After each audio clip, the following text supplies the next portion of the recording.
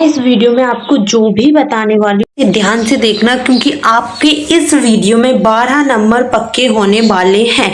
इसमें जितने क्वेश्चंस आप लोगों के लिए मैंने बता रही हूँ, मतलब समथिंग 15 अराउंड क्वेश्चंस हैं आपके, बट ये बहुत बहुत बहुत इंपॉर्टेंट है आप सभी के लिए। ओके, तो प्लीज इसे ध्यान से करना। यहाँ पर कुछ इंस्ट्रक्शंस दिए, मैं चाहूंगी कि आप एक बार पढ़ लो।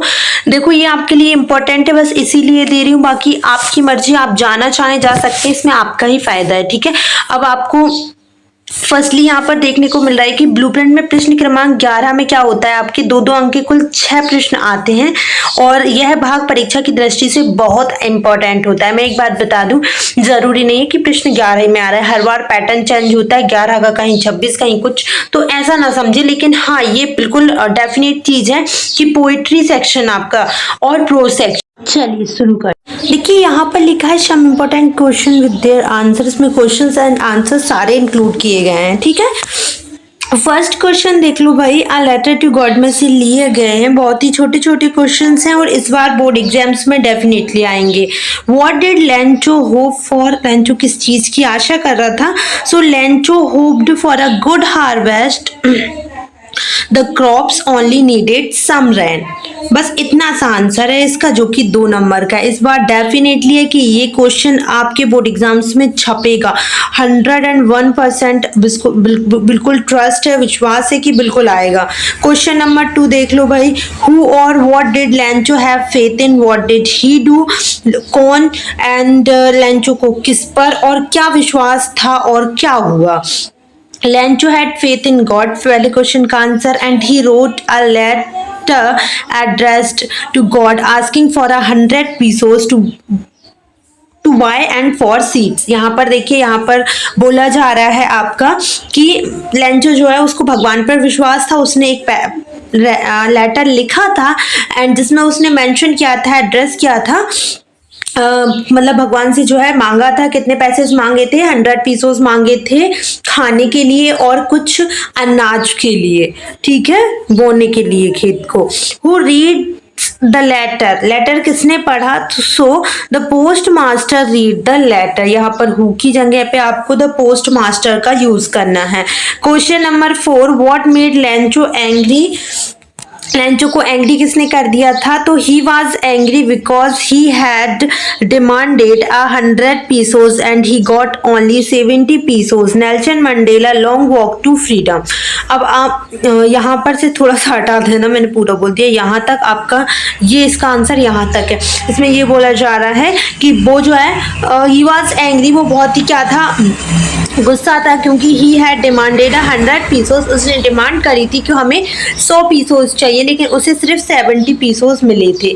ठीक है, क्वेश्चन नंबर 5 बोल रहा है बच्चा, what does Mandela thank the international leaders for? So Mandela जो है thanks the international leader to be presented on the occasion to witness victory for justice, for peace, for human dignity।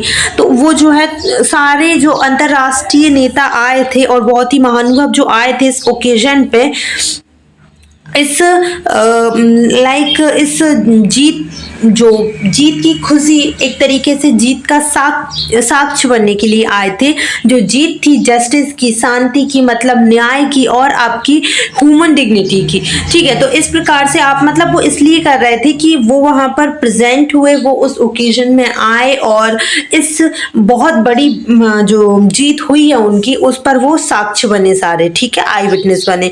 यहाँ पर देखिए आप, Why were the 2 national anthem sung? 2 national anthem क्यों बजी थी? The Republic of South Africa had 2 major constituent। यहाँ पर आपको बताया जा रहा है the black and the whites. यहाँ पर आपको ये बताया जा रहा है कि वहाँ पर 2 रेसेस के लोग थे, काले और वाइट्स, गोरे। ठीक है, it was appropriate and sought that the 2 community were to live together peacefully, forget the past। यहाँ पर जो है इसलिए 2 नेशनल एंथम्स बज रही थी डे ऑफ साउथ अफ्रीका के, क्योंकि वो लोग ना क्या कर रहे थे, एक प्रकार से वो बता रहे थे कि कैसे दो कम्युनिटी साथ में पीसफुली शांति से अपने पास्ट को उसके उनके जो पास्ट में जो गुजरा है उसको भुलाते हुए जा रहे हैं। वो नेशनल एंथम जो है ना एक प्रकार का शो कर रहा था कि हम लोग जो है एक साथ बहुत ही पीसफुली रह रहे हैं अभी, ठीक है, अपना पास्ट भुलाकर। चलिए क्वेश्चन नंबर ये देख लीजिएगा, what does courage mean to Mandela. Courage से, हिम्मत से नेल्सन मंडेला जी का क्या मतलब रहा। So according to Mandela, courage is victory over fear. According to Mandela, Mandela ji के अकॉर्डिंग करेज जो है एक प्रकार का क्या है, करेज इज विक्ट्री अबव फियर, अपने डर पर क्या है, जीत है एक प्रकार की, ठीक है। जिसने क्या है अपने डर पर विजय प्राप्त कर ली उसके ही पास हिम्मत है। अब हम बात करेंगे इस फर्स्ट फाइट के क्वेश्चंस की। Why was the young seagull afraid to fly, क्यों जो है यंग सीगल जो है वो डर रहा था उड़ने से। So the young seagull was afraid to fly because he thought that his wings would not support him. वो जो यंग सीगल था बहुत ही डर रहा था क्योंकि उसे लग रहा था कि उसके जो विंग्स हैं, उसके जो पंख हैं उसे सपोर्ट नहीं करेंगे। His wings would not support him, ठीक है। What compelled the young seagull to finally fly? यहाँ पर आपको बताना है कि क्या चीज़ फाइनली जो है यंग सीगल को भागने में हेल्प करी एक प्रकार से।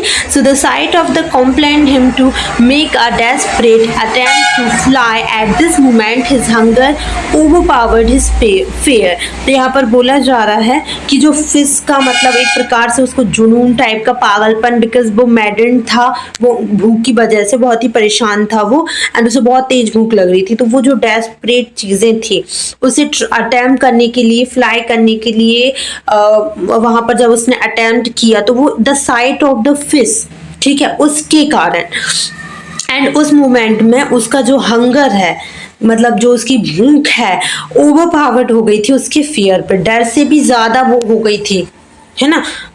ब्लैक एरोप्लेन, तो 10th देखिएगा, I will take the risk. What is the risk, मैं रिस्क लूंगा, लेकिन रिस्क क्या है। So the risk is to fly the Dakota straight through the storm. यहाँ पर वो जो है, यहाँ पर उसने बोला था कि मैं रिस्क लूंगा। So what is the risk, risk क्या था, रिस्क ये था कि उसे जो है उस तूफान में स्ट्रेट डकोटा को चलाना है, डकोटा को सीधे सीधे सीधे सीधे फ्लाई करते हुए लेकर जाना है, और दिस वाज अ रिस्क, ये रिस्क था। Why does the pilot take risk? Pilot ने टेक मतलब रिस्क क्यों लिया, है ना। Why does the pilot take risk, है ना। So the pilot take risk, the risk to reach home and meet his family। उसने ये रिस्क लिया, the pilot takes the risk, उसने ये रिस्क लिया to reach home, घर पहुंचने के लिए और अपनी फैमिली से मिलने के लिए, ठीक है। यहाँ पर देखिए question number 12, what made the woman in the control center look at the narrator strangely, ठीक है। So the woman in the control center looked at the narrator strangely when he asked her about the other aeroplane in the storm weather. No planes were flying, and she was surprised at his question. यहाँ पर बोला जा रहा है कि जो women थी, ये वाला क्वेश्चन इस बार ऐसा लग रहा है कि डेफिनेटली आएगा, तो प्लीज इसे थोड़े ध्यान से करना।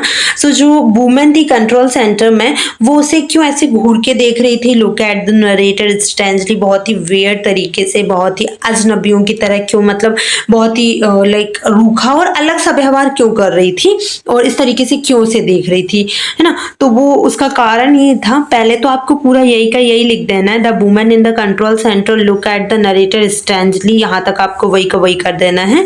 इसके बाद when he asked her about the other aeroplane, तो यहाँ पर ये हुआ कि जब उसने दूसरे प्लेन के बारे में बात करी, and in the strong weather no planes were flying and she was surprise at this question at his question. तो उस स्ट्रॉम में, उस वेदर में और कोई प्लेन नहीं था जो उड़ रहा था, है ना। एंड इसीलिए वो बहुत ही सरप्राइज्ड हो गई थी, बहुत ही मतलब चौंक गई थी इस क्वेश्चन पर। अब यहाँ पर देखिए from the diary of Anne Frank यहाँ पर दिया है, why does Anne want to keep a diary. जो एन थी वो डायरी क्यों रखना चाहती थी? So because she had no close friend, उसके पास कोई भी क्लोज फ्रेंड नहीं था, दैट्स वाई वो एक डायरी रखना चाहती थी। What made mister Keesing allow Annan to talk in class? So Annan last essay in the form of poem showed Mr. Keating the lighter side of naughty child. It helped bridge the generation gap between the teacher and the students। यहाँ पर देखिए एनन का जो last ऐसे था वो एक poetry form में था, पोयम फॉर्म में था। वो बता रहा था मिस्टर कीजिंग को the lighter side of naughty child. एक मतलब कि मिस्टर कीजिंग को बहुत ही आसान शब्दों में, बहुत ही सिंपल साइड में वो बता रहा था एक नॉटी चाइल्ड के बारे में, एक नटखट बच्चे के बारे में। एंड इट हेल्प ब्रिज, उसने एक प्रकार से मतलब मदद करी, एक प्रकार से ब्रिज बनाया जो जनरेशन का गैप होता है, ठीक है, between the teacher and the student. जो टीचर और स्टूडेंट के बीच में एक जो जनरेशन का ब्रिज बना हुआ है, जनरेशन का गैप ब्रिज जो बना हुआ है, उसे बताने में उसने हेल्प करी। Why was mister Keesing annoyed with Annan? क्यों मिस्टर कीजिंग जो है एनन से बहुत ही परेशान रहती थी बेचारी? So mister Keesing was annoyed with the Annan because she was very talkative। मैं भी हूँ मिस्टर कीजिंग जो है बहुत ज़्यादा परेशान रहती थी एनन से, because she was very talkative। वो बहुत ज़्यादा बातौनी थी, बहुत बात करती थी। क्वेश्चन नंबर 16 है कि how did mister Keesing punish Anne? कैसे मिस्टर कीजिंग जो है एनन को पनिश कर रही थी? सो ही पनिश्ड। मुझे इसमें एक ही चीज नहीं समझ में आई, कहीं उसको मिस्टर कीजिंग को ही लिख देते हैं, सी लिख देते हैं, ऐसा क्यों करते हैं रे भाई ये लोग? He punished her by giving her extra homework to write essays on Chatterbox। उसने उसे पनिश्ड किया, कैसे? एक्स्ट्रा होमवर्क देकर एक ऐसे चैटर बॉक्स के बारे में लिखने के ऊपर मतलब होमवर्क देकर उससे जो है पनिश किया। Glimpse of India a baker from Goa.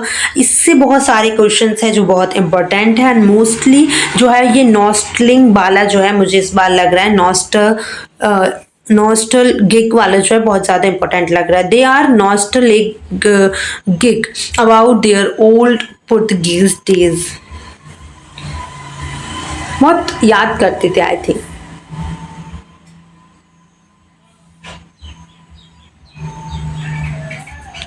ठीक है, वो जो पुर्तगीज डेज थे शायद उनको याद करते हैं। इसका मुझे मीनिंग नहीं समझ में आ रहा बिकॉज मैं रिमेम्बर नहीं कर पा रही हूँ, रिकॉल ही नहीं कर पा रही हूँ, sorry for that. What is the baker called in Goa? Baker को गोवा में क्या बोला जाता है बच्चे? So the baker is called pader in Goa। Pader बोला जाता है, ठीक है, क्या बोला जाता है? Pader. What did the baker wear in Portuguese days? So they wore a peculiar dress called कबई। वो जो ड्रेस पहनते थे उसे कबई बोली जाती थी। क्या बोला जाता था? कबई। इसमें से ये वाला क्वेश्चन डेफिनेटली आप प्लीज कर लें याद, है ना। यहाँ पर देखिए कुर्ग, वेयर इज कुर्ग, ये वाला इस बार मुझे बहुत इंपॉर्टेंट लग रहा है, बहुत से भी बहुत, तो मैं बोलूंगी कि इसको बिल्कुल कर लें आप। Where it is situated midway between Mussoorie and the coastal town of Mangalore. यहाँ पर बोला जा रहा है कुर्ग कहाँ पर स्थित है? कुर्ग जो है मसूर and coastal town of Mangalore के बीच में स्थित है। यहाँ पर देखो 21, what is the theme, what is the man crop of Coorg? Coorg की मैन क्रॉप क्या है? तो यहाँ पर देखिए coffee is the man crop of Coorg. Coorg में कॉफी मतलब जो है मुख्य फसल है। टी फ्रॉम असम देख लेते हैं भाई।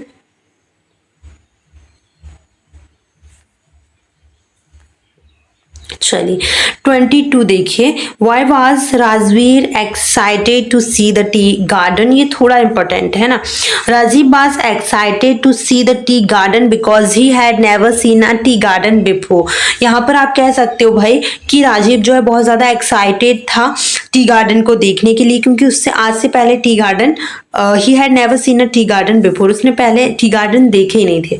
थोड़ा सा इंपॉर्टेंट है। मिस विल द ऑटर के कुछ क्वेश्चंस हैं, और यहाँ पर जो एक क्वेश्चन ये है, ये बहुत से भी बहुत IMP, इसको मैं बोलूँगी कि आप बहुत अच्छे से देखें। वैसे तो मैं जितने भी क्वेश्चंस बता रही हूँ इससे आउट ऑफ नहीं जाने, बट मैं जो उनसे बोल रही हूँ ना कि जैसे हम वो बोलते हैं ना, सुपर से भी डुपर बोलते हैं कि नहीं, तो वही मेरा है कि मोस्ट से भी मोस्ट IMP है, तो प्लीज आप ध्यान रखें। So what did Miss do to the box? Box में मिस जो है वो क्या कर रहा था? So Miss tore the metal lining of the box to escape। इसको आप थोड़ा सा देख लेना, मुझे इसका समझ में नहीं आ रहा है।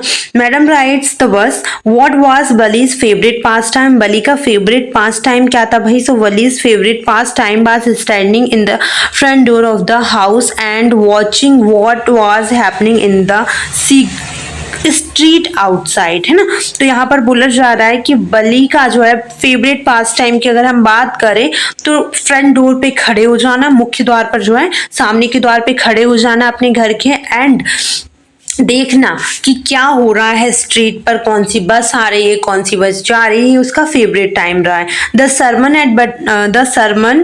एट बनारस, इसे भी देख लें आप। How can one attend peace of mind according to the Buddha? So one who gets rid of grief and complaint can attend peace of mind। जो व्यक्ति जो है ग्रीफ से कंप्लेंट से छुटकारा पा लेता है वो व्यक्ति पीसफुल माइंड का रहता है एंड पीस शांति जो है पाता है मन में, है ना। Who is Lomov and why does he visit Chubukov? तो यहाँ पर बोला जा रहा है कि लोमोव जो था is a rich land Lord, वो बहुत ही क्या बोलते हैं उसको, लैंडलॉर्ड को इंग्लिश हिंदी में क्या बोलते हैं यार, जमींदार, है ना, बहुत ही अमीर जमींदार था। And he visits Chubukov's to ask the hand of his daughter in marriage. यहाँ पर जो है शुभुकोस जो है उसकी डॉटर का हाथ शादी के लिए मांगने के लिए आया था, ठीक है। तो यहाँ पर ये क्वेश्चंस खत्म होते हैं, इन क्वेश्चंस का सिलसिला खत्म होता है गाइस। अब हम आपको अगली वीडियो में बताऊंगी मैं short answer questions from poetry, और जिसमें 4 नंबर आपके पक्के होने वाले।